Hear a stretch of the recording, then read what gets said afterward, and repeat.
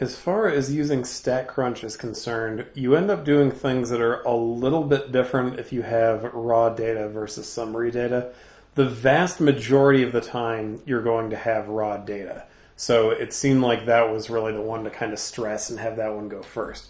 So the example that's here is for the rat data from section 2.1. You could take these section 2.1 notes and type it over, but if you would rather not type it over, it's in an Excel file called Rats and Pennies. So the first tab is the rats, and then the second tab is the pennies, which we're going to need for the second example. So I want all these measurements, so I'm just going to select that first column and then Control C to copy it. And then I've got StatCrunch here where it looks like a spreadsheet, and then if I just Control V to paste, then it's all in there. And now we just have to go through the steps in order to get a histogram.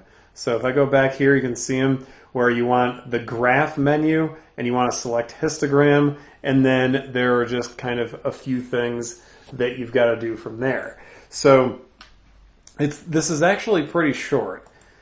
And what you'll notice up here is these are all drop-down menus.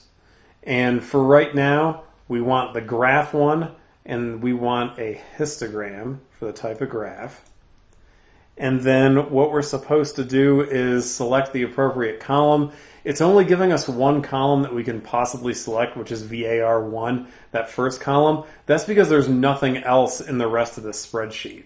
Like if you had other values over here, it would have other columns in here popping up, but this is the only one we can pick.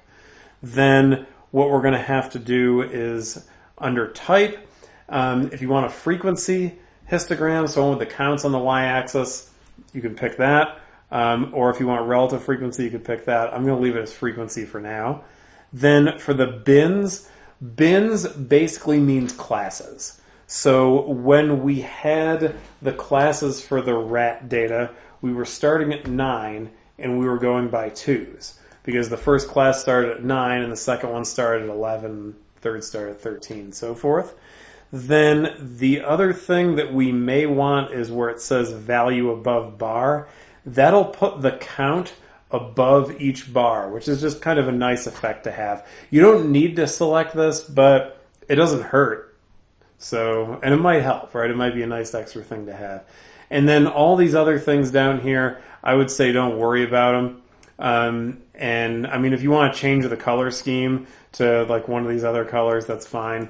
But I'm just going to leave everything the way it is. And when you click on compute, that will generate the histogram, and there it is. I guess one thing I didn't do is I didn't change this down here to, I guess, say rat water consumption or something. But you can. And if you want to go back and change stuff after you've made the histogram, you don't have to start over. You could just go up here to options and then edit. And then let's say that's what I wanted to call my x-axis. I just wanted to say rat water consumption. And then on the y-axis, let's say I wanted it to say frequency. Then there. Now it says rat water consumption down there and frequency over there. And I think, okay, I thought if I expanded it, maybe then frequency would run over here instead of being on top, but it doesn't. And this graph actually looks way better when it's small. It looks weird when it's all stretched out like that.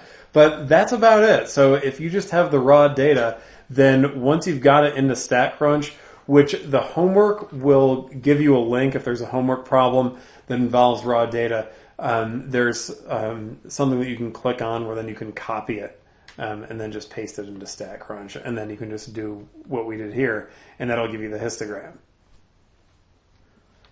The other option is what if you have summary data instead of raw data? There's a workaround for this because this is a little unconventional, but there is a way to do it. So what we have for that is we have the pennies, also from section 2.1, which if you look in the Excel file, the pennies are right here. So this is the exact same table that's there in the notes, just in an Excel spreadsheet. And we're going to do it from here. So how do you do it? Well, what you end up doing is instead of picking histogram, you have to select bar plot, but it should work from there. So I guess the first thing is I'm going to get this little table into StatCrunch. So copy and paste, and there we go. Okay, then, another thing I should point out, if you want to change the names of the columns, you can. Like if I click on this, and so these are counts, if I just want this to say count, and then maybe I want this to say weight, since that's really what those classes are. So you can change those if you want to. You can keep them just as the generic names, but if you want to change them, you can change them. So we're supposed to go to bar plot. So that's the first option under graph. And then we have a summary. So I'm going to say with summary.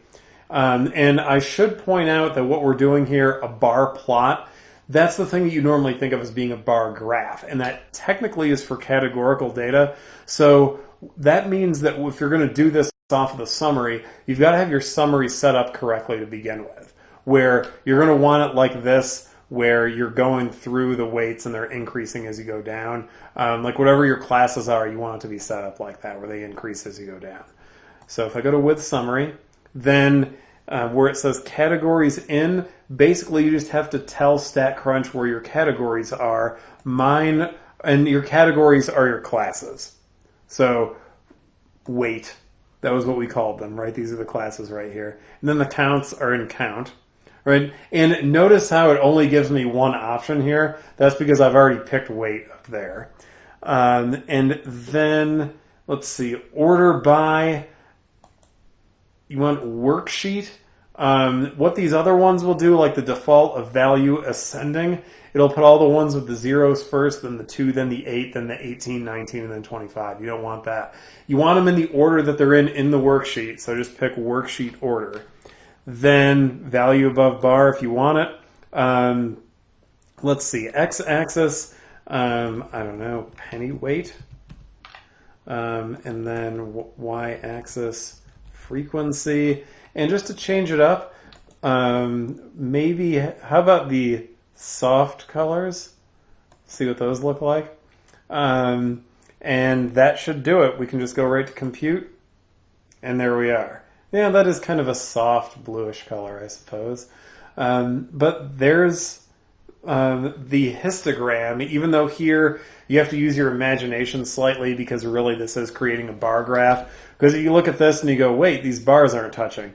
Well, no, they're not, because really doing it this way is a workaround in order to get something that looks like a histogram. Really, you're using the bar graph option in StatCrunch to get this thing. It's rare that you would do it off of summary, off of a summary, because I mean, you can tell just looking at what we've got over here, like in the spreadsheet, that this is bimodal, right? You don't need the graph, because you go, yep, bunch of stuff here, big gap, bunch of stuff down there. That's bimodal. Sure. But I did want to have this in here just in case it comes up. But most of the time, it's going to be like what we did with the rats, where you just have the raw data, and then it's graph, then histogram, then you have to specify where the first class begins, and then what the class widths are, and then basically that would do it. That would give you the right shape. And then other than that, there's the window dressing of if you want to put in a title or label your axes differently and things like that. But that's pretty much it as far as how to construct a histogram in StatCrunch.